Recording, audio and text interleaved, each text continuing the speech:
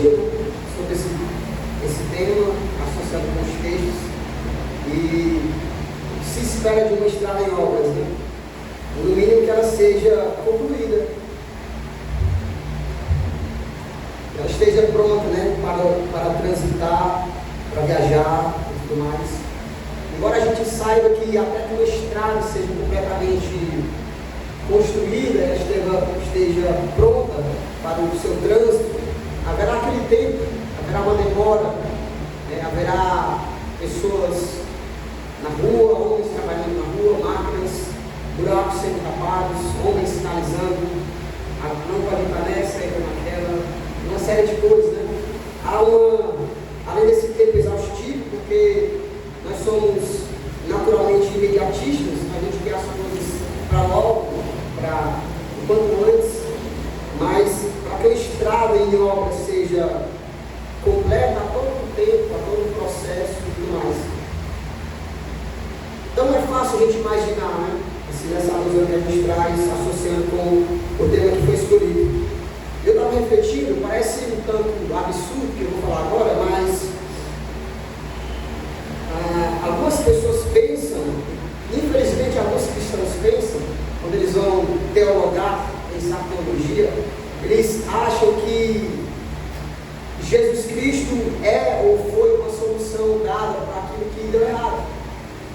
Sabe, Deus Criador criou todas as coisas, descansou no sétimo dia, e a Bíblia diz que tudo que ele fez foi perfeito, a sua obra era boa, ele colocou lá o homem e a mulher para cuidar e cultivar a terra, e em dado momento o homem e a mulher escolhem pecar contra Deus, o pecado entra na terra, e aí tudo vira uma bagunça, porque tudo foi deturpado pelo pecado.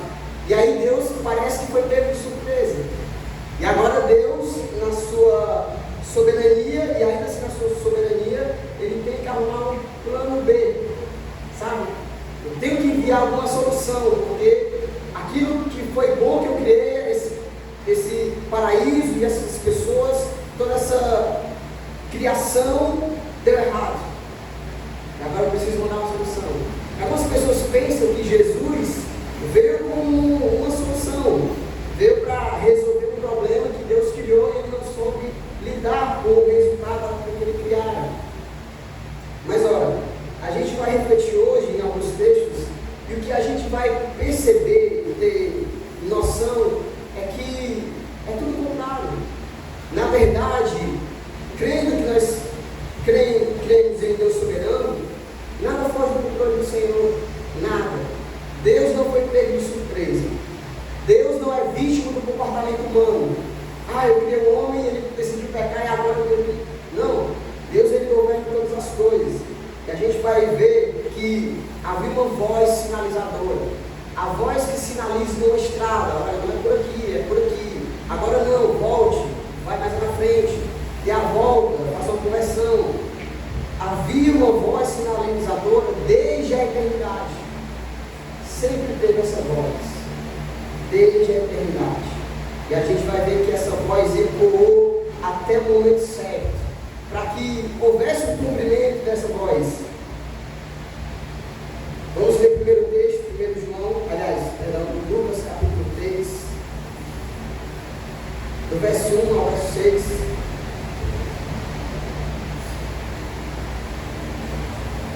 Diz assim: e no ano 15 do império de Tibério César, sendo Pôncio Pilatos governador da Judéia, e Herodes, tetrarca da Galiléia, e Simão Filipe, tetrarca de Judeia e da província de Traconites e Lisânias, tetrarca de Galileia, sendo Anás e Caifás, sumos sacerdotes, veio do deserto a palavra de Deus a João, filho de Zacarias, e percorreu toda a terra ao redor do Jordão, pregando o batismo de arrependimento para o perdão dos pecados, segundo o que está escrito no livro das palavras do profeta Isaías, que diz: voz que clama no deserto, preparai o caminho do Senhor, endireitai as suas veredas, todo vale se encherá, e se abaixará todo monte e outeiro, e o que é tortuoso se endireitará, e os caminhos escabrosos se aplanarão, e toda a carne verá a salvação de Deus. Pode passar a vez. Senhor, nós estamos diante da tua santa palavra, mas cremos que ela é viva e eficaz, Senhor. Só a tua palavra, Senhor, pode gerar fé em nossos corações. Só a tua palavra traz esperança para os nossos corações. Só a tua palavra verdadeira, Senhor, pode conduzir teu povo à verdade, a caminhar em santidade, Senhor. Nós te louvamos pela tua palavra. Nós somos teus servos, nós somos teus filhos. Estamos aqui, Senhor, para te ouvir. Endireita os nossos corações, Senhor. Abre a nossa mente para que a gente compreenda a tua palavra, Senhor. Para que o Senhor cumpra em nossos corações dessa manhã a tua vontade. Seja nos corrigindo, seja nos atraindo, seja nos convertendo, seja nos consolando, nos guiando, Senhor. Faz a tua vontade nessa manhã, através da tua palavra. E nós te louvamos e rendemos graças a ti, Senhor. Amém. Amém. A citação de Lucas, do profeta Isaías, 4:6, ela tem referência às profecias dos futuros exilados no cativeiro babilônico. E não somente isso. O profeta Isaías prediz que o povo ia ser libertado territorialmente, do cativeiro babilônico, mas principalmente haveria uma restauração completa. A profecia ela encontra o seu ponto máximo na promessa da vida do Filho de Deus, que é a manifestação do Senhor em carne, que é o nascimento de Jesus. E a gente vê que existe uma salvação por meio de Ciro, que é a pessoa responsável pela libertação do povo. Eles experimentam um pouco na profecia de Isaías, eles experimentam de um gozo territorial, que eles são libertos do cativeiro babilônico, mas a promessa, a verdadeira promessa, ela continua, e eles vêm nessa expectativa de uma restauração completa, que é a vida do Senhor. O texto diz que, verso 2, veio no deserto a palavra de Deus a João, filho de Zacarias. Percorreu toda a terra ao redor do Jordão, pregando o batismo de arrependimento para o perdão dos pecados. Segundo está escrito no livro das palavras do profeta Isaías, que diz: vós que clamam no deserto, preparai o caminho do Senhor, endireitar as suas veredas. Eu falei no princípio, da introdução, que esta voz que agora clama no deserto é uma voz que ecoa desde a eternidade. Essa voz que o profeta Isaías diz, que tem referência a João Batista, e a gente lê aqui no texto de Lucas, na verdade, ela encontra em João Batista o seu último personagem. João Batista, ele é a persona última desta voz que ecoa desde a eternidade. O texto de Gênesis diz que o Deus Criador diz: olha, haverá um que nascerá e pisará a cabeça da serpente. O texto de João, no capítulo 1, diz que o verbo era Deus, o verbo estava com Deus, tudo que se fez por conta dele.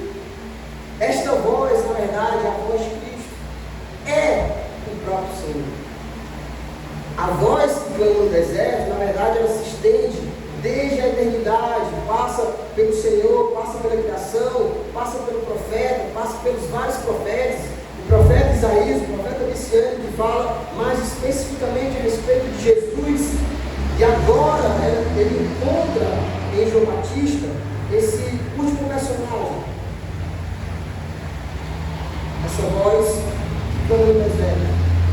E o texto diz que a palavra veio a João Batista e ele vem pregando ao redor do Jordão o batismo de arrependimento para os pecados. Aqui eu encontro tanto nas metáforas que Lucas traz a respeito de Isaías: o mar se encherá e abaixará, tudo que é tortuoso se endireitará, e os caminhos escabrosos se aplanarão. Tanto na referência de Isaías, quanto nas palavras que o Senhor trouxe a João Batista, existe uma condição para que o Senhor estabelece. A gente nota que há um aperfeiçoamento, tanto do povo, quanto para aquelas pessoas, para os judeus, que se diziam donos da verdade, donos da lei, donos da letra viva. Mas João Batista agora está dizendo: se arrependam dos seus pecados. Então, há um aperfeiçoamento, há uma condição necessária para que logo em seguida nós consigamos ver a salvação de Deus. E a primeira palavra associada a esse aperfeiçoamento que João traz especificamente é arrependimento. Se arrependam dos seus pecados. Arrependimento, meus irmãos, pressupõe uma consciência dos nossos pecados. Não somente a consciência dos nossos pecados, mas a consciência de quem nós somos. Nós precisamos ter entendimento de que lá no Éden, quando Deus criou todas as coisas, o homem decidiu pecar por si. E a partir daí ele bagunçou toda a vida. A dele, a de sua esposa, de Eva e de toda a criação. Tudo foi corrompido. Então, todo homem que nasce a partir do Éden, ele já nasce corrompido. Todo homem que nasce, ele já nasce carente da salvação de Deus. Mesmo que ele não tenha feito nada, basta ele respirar. O homem respira, respira. Ele precisa de salvação. Ele respira, respira. Ele precisa reconhecer que é um pecador e ele precisa de arrependimento. Ele precisa se arrepender dos seus pecados. Ele precisa se arrepender de sua condição corrompida. Se arrependam de Deus. Se arrependam da sua hipocrisia. Vocês têm a lei, vocês têm o domínio da verdade, mas vocês não passam de hipócritas. Texto mais à frente, João Batista vai chamá-los de raça de víboras. Olha só. Os judeus que, em tese, carregavam a verdade, carregavam a palavra de Deus revelada, é chamado agora arrependimento por João Batista, e João Batista chama de raça de víboras. Vocês são hipócritas. Porque esse aperfeiçoamento que se encontra agora nesta palavra de Deus, ela requer muito mais que meros atos externos. Ela requer muito mais que cumprir uma simbologia ou uma ritualística. Essa palavra agora ela requer um arrependimento interno, de dentro para fora. É uma palavra de arrependimento que ela transforma. Deus, a partir de agora, não vai se atentar para meros rituais, cumprindo direitinho, em conformidade com aquilo que está escrito. Agora Deus está fazendo um aperfeiçoamento.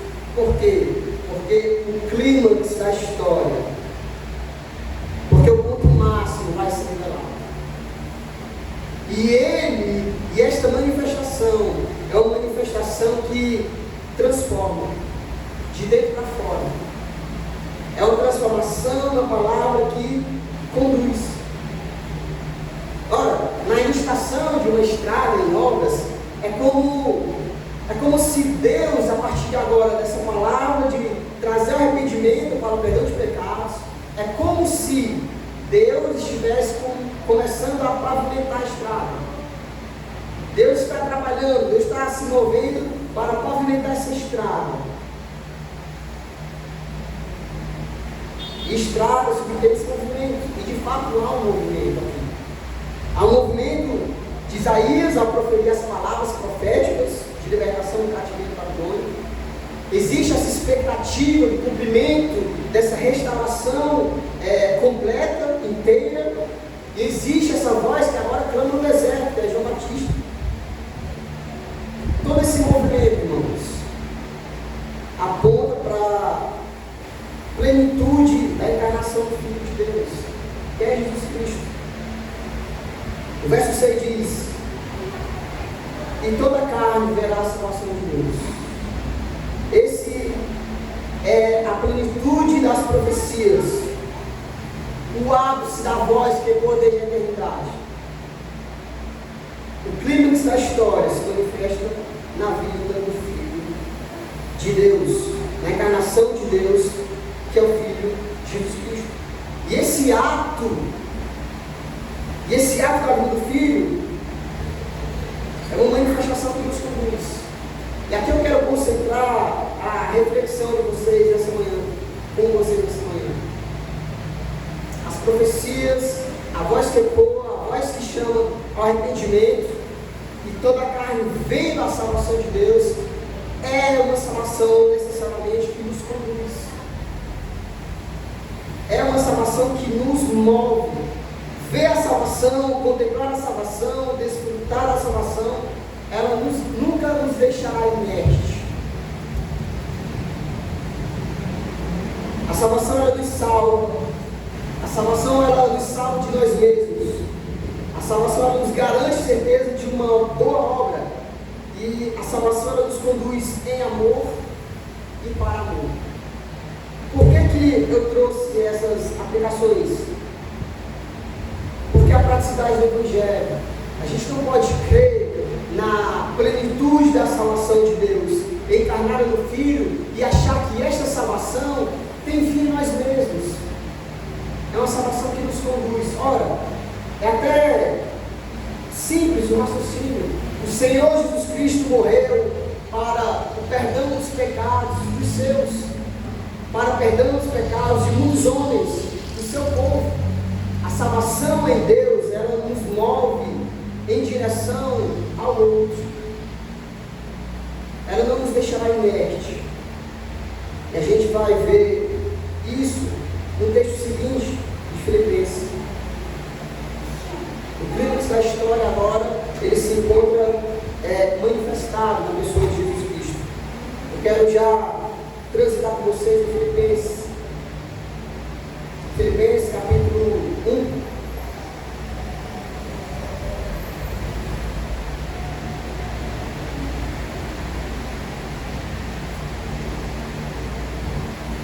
Estou dizendo para vocês que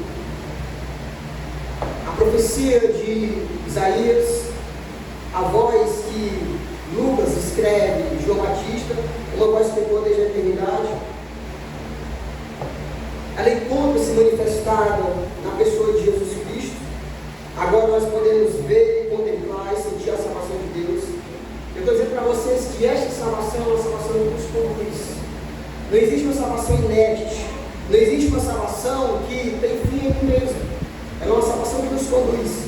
Quero ver com vocês em Filipenses capítulo 1, a partir do verso 3. O verso 3 ao verso 11 diz assim: dou graças a meu Deus, todas as vezes que me lembro de vós, sempre com alegria, orando por vós em todas as minhas súplicas, pela vossa cooperação do Evangelho, desde o primeiro dia até agora. Tendo por certo isto, que aquele que em vós começou a boa obra, a aperfeiçoará até o dia de Jesus Cristo. Como tenho por justo sentir isto de vós todos, porque vos retenho em meu coração, pois todos vós fostes participantes da minha graça, tanto das minhas prisões como da minha defesa e confirmação do Evangelho. Porque Deus me é testemunha das saudades que de todos vós tenho, entranhado na afeição de Jesus Cristo. E peço isso, que o vosso amor aumente mais e mais, em ciência e em todo conhecimento, para que aproveis as coisas excelentes, para que sejais sinceros e sem escândalo algum até o dia de Cristo, cheios de frutos de justiça, que são por Jesus Cristo, para a glória e louvor de Deus. É comum, irmãos, a gente ver em algumas citações de pregadores trazendo um alerta, ao povo a seguinte frase: irmãos, não é tempo mais de brincar de ser crente. Você já ouviu isso? Irmãos, não é tempo mais de brincar desse evangelho superficial, esse evangelho fraco, meia boca, vai. Mas, ora, irmãos, nunca teve esse tempo. Acabou esse tempo de brincar, mas nunca teve tempo de brincar de ser crente. Nunca teve esse tempo de viver o evangelho superficial, sem compromisso, sem responsabilidade. Não, o evangelho, a salvação em Deus encarnada, a manifestação de Deus, é um evangelho completo, irmãos, perfeito. É um evangelho de salvação encarnado em Cristo Jesus, que nos move a uma integralidade de vida, a uma transformação de dentro para fora. A salvação de Deus, ela permeia todos os aspectos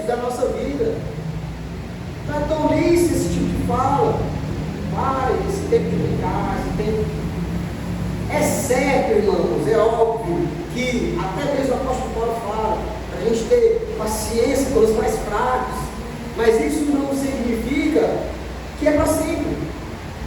Isso significa que existe esse aperfeiçoamento.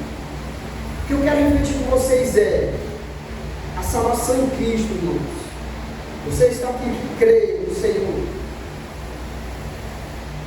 Você precisa experimentar de fé em fé, de glória em glória, irmãos, esta fé salvífica que transforma, que nos conduz, que nos move.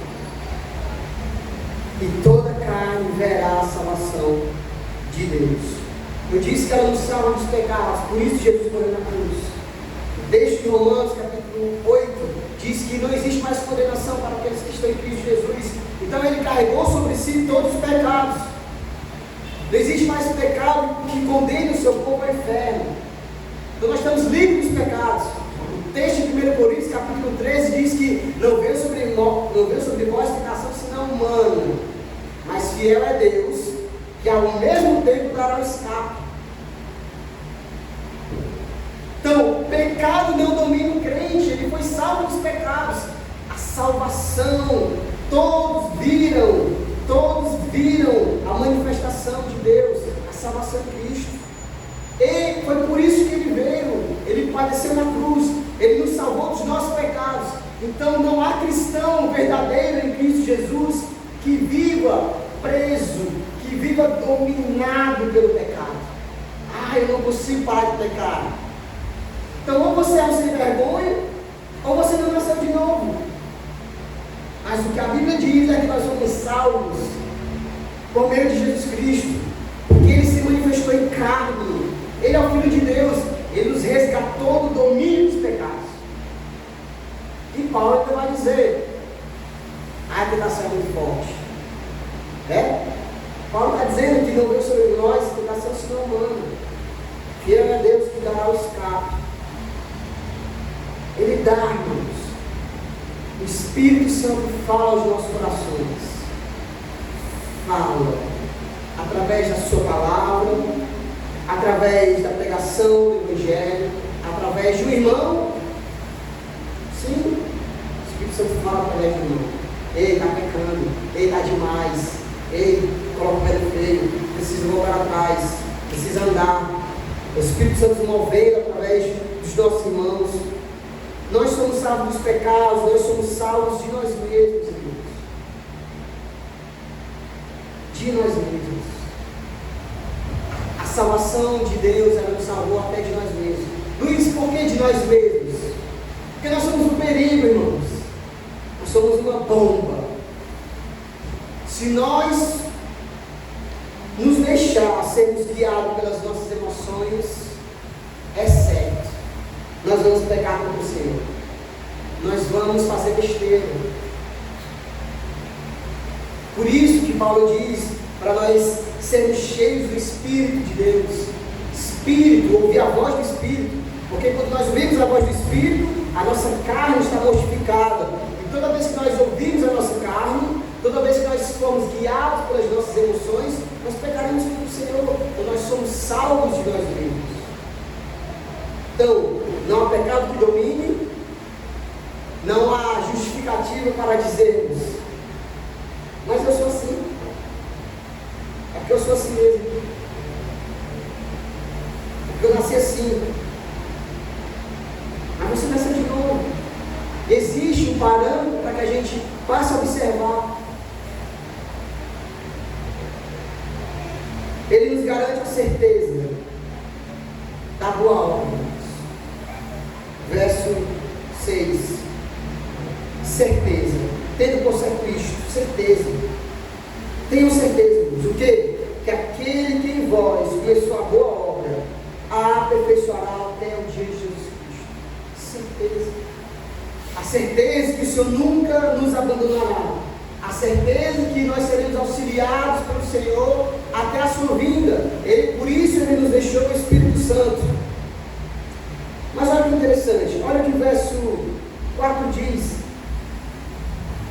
fazendo sempre com alegria oração por vós, em todas as minhas súplicas. Paulo está escrevendo a carta aos Filipenses. Ele está dizendo que ele está feliz, ele está alegre. Irmãos, como é bom saber da fé dos irmãos. É motivo de alegria, irmãos. É motivo de alegria, irmãos, quando nós sabemos que os irmãos creem em Jesus. É motivo de alegria, e Paulo está compartilhando a sua alegria ao saber da fé dos irmãos. É motivo de alegria, irmãos, saber que, apesar das lutas, apesar das dificuldades, aquele que crê em Jesus, aquele que foi salvo em Jesus, jamais será abandonado pelo Senhor. Apesar das lutas intensas, das tentações, dos pecados, ele tem o auxílio do Espírito Santo, irmãos. É uma alegria saber que nós partilhamos a mesma fé. É uma alegria, irmãos, sabemos que nós temos um único lugar para a gente correr, que é a presença de Jesus. Nós temos um único lugar para a gente se recorrer, que é a presença de Jesus. Às vezes, um irmão não vai ter a solução para a sua dificuldade, sabe? É financeira, é emocional, é familiar. Às vezes a gente se encontra de mãos atadas, cara, não sei o que fazer, mas a gente pode fazer alguma coisa juntos, que é correr juntos para o Senhor. Mesmo que Ele não nos dê a resposta, mesmo que Ele não resolva instantaneamente o problema, mas nós estaremos no lugar seguro. É motivo de alegria. É motivo de alegria saber que um irmão está passando uma grande luta, dificuldade emocional, psicológica, e ele está tentando vencer de todas as formas, e a gente sabe que ele está seguro, irmãos, nas mãos do Deus Criador. E aí a palavra do Senhor, a manifestação da vida de Jesus, vem para nos encorajar. Você não está só, apesar de suas crises. Você não está só, apesar das dificuldades. Você não está só. Se alegre.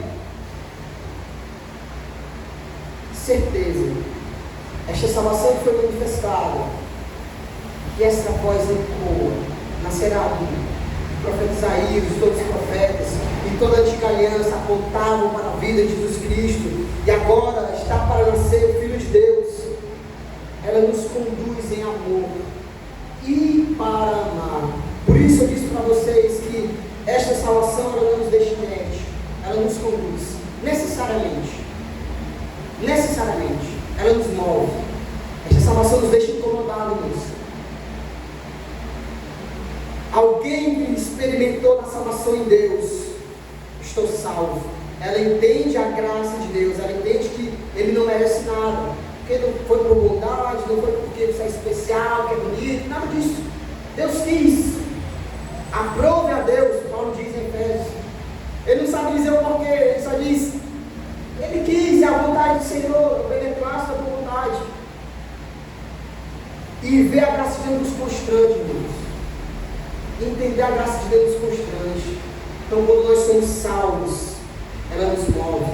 A gente não dorme em paz, irmãos. Quando eu digo, nós dormimos em paz. Quando eu digo, ela nos perturba quando nós sabemos que alguém está falecendo.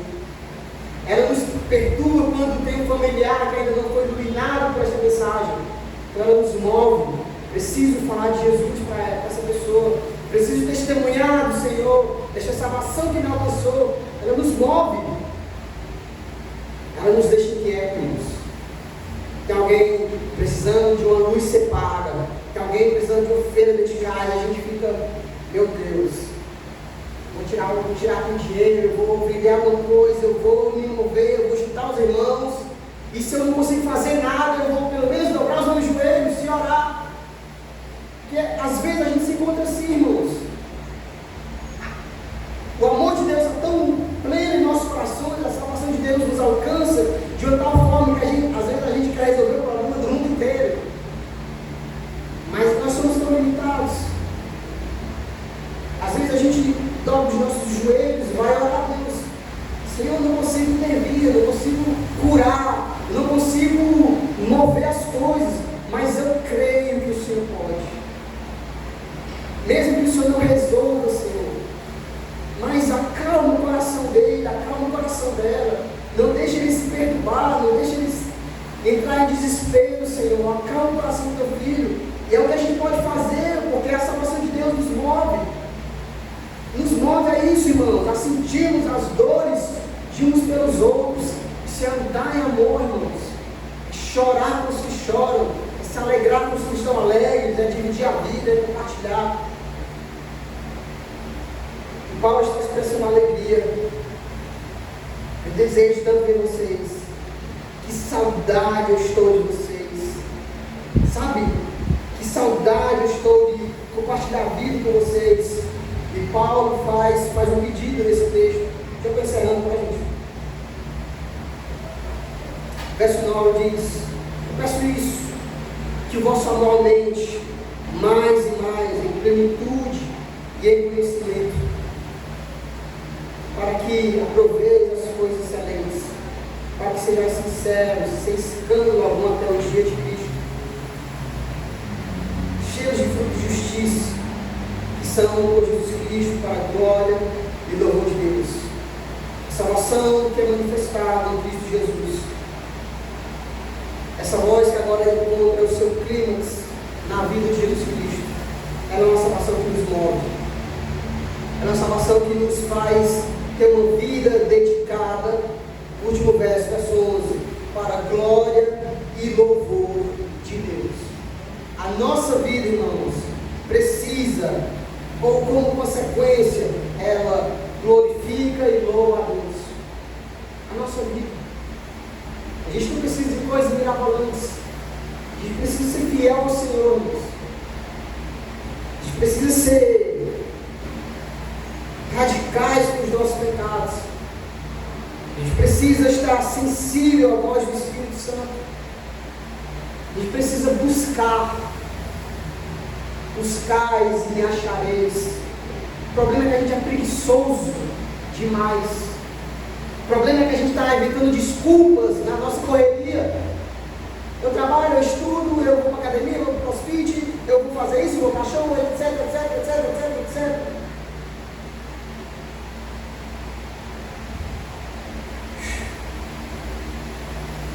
Mas nós precisamos dedicar uma vida, irmãos, para o Senhor. Nenhuma correria da vida justificará ou convencerá o Senhor do nosso tempo. Nada. Nenhum. O que tu fez com o teu tempo? O que tu fez com os teus, com o que tu sabe? O que tu fez com esse amor revelado? Com essa manifestação, o que tu fez com ele? Tu guardou para si? Ficou inerte? Ficou parado? Mas Deus manifestou a salvação a todos os seus filhos. E esta salvação que nós cremos, em breve voltará, ela nos conduz, irmãos. E ela nos move a uma vida de dedicação ao Senhor, a uma vida de entendemos. Por isso que eu não creio em arrependimento parcial. Eu não creio em arrependimento parcial. Arrependimento é completo. Senhor, me perdoa porque eu fui grosso. Aí mente. Entende? Senhor, me perdoa porque eu comprei e não paguei. Aí engano. Não, arrependimento é completo. Eu menti, eu enganei, eu adulterei, eu fui malicioso. Aí cita todos os pecados e é negligente. Senhor, perdoa pela minha negligência.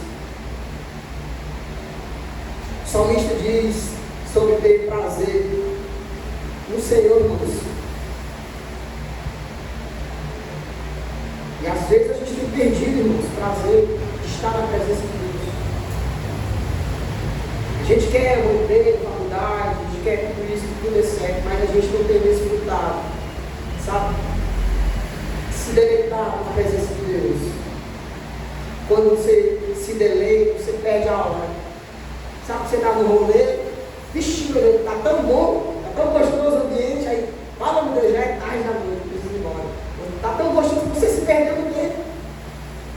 Eu quero te convidar, se perca nesse tempo com o Senhor. Em oração, em leitura bíblica, dizer, Senhor, o Senhor se manifestou, o Senhor é aquilo que eu tenho de mais importante na minha vida, Senhor.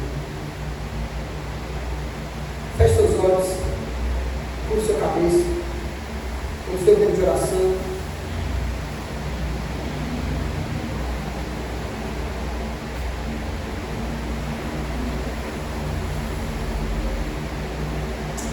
Pai, nós te damos graça, Senhor, por esse dia, pela nossa vida, pela nossa salvação, Senhor. O Senhor nos escolheu e nos salvou pela tua vontade, Senhor. Não foi porque somos bons, não foi porque fazemos alguma coisa demais, nada disso, Senhor. O Senhor quis, pela tua vontade, nos resgatar das trevas para a luz. O Senhor nos salvou dos nossos pecados, o Senhor nos salvou de nós mesmos, o Senhor nos salvou para um movimento de encontro aos nossos irmãos. Que o Senhor nos ajude, Senhor. Que a tua palavra, que é verdade, que esta salvação nos conduza a sermos obedientes, a sermos fiéis a Ti, Senhor. Em nome de Jesus, que o Senhor nos perdoe, que o Senhor nos lave, que o Senhor nos purifique, que o Senhor ajude o Teu povo, Senhor, a prosseguir de fé em fé, de glória em glória, em alegria, Senhor, sendo aperfeiçoados pela Tua palavra e através do Teu Espírito Santo. Segura-os na Tua mão poderosa, Senhor. Não deixe que as circunstâncias, que as emoções, que os problemas os afastem de Ti, Senhor, mas que eles encontrem em Ti o refúgio. Nem que eles tenham a resposta de imediato, porque Tu és a nossa resposta, Senhor. Em nome de Jesus, nos segura, nos guarda, aqueles que estão aqui, aqueles que não vieram, Senhor. Guarde suas vidas em nome de Jesus. Nós oramos com fé, Senhor, em alegria, crendo que Tu és poderoso. Como a Tua palavra diz, que a boa obra que o Senhor começou, o Senhor aperfeiçoará, e o Senhor nos fará perseverar até a Tua volta. Em nome santo de Jesus nós oramos e com fé te agradecemos. Amém, irmãos?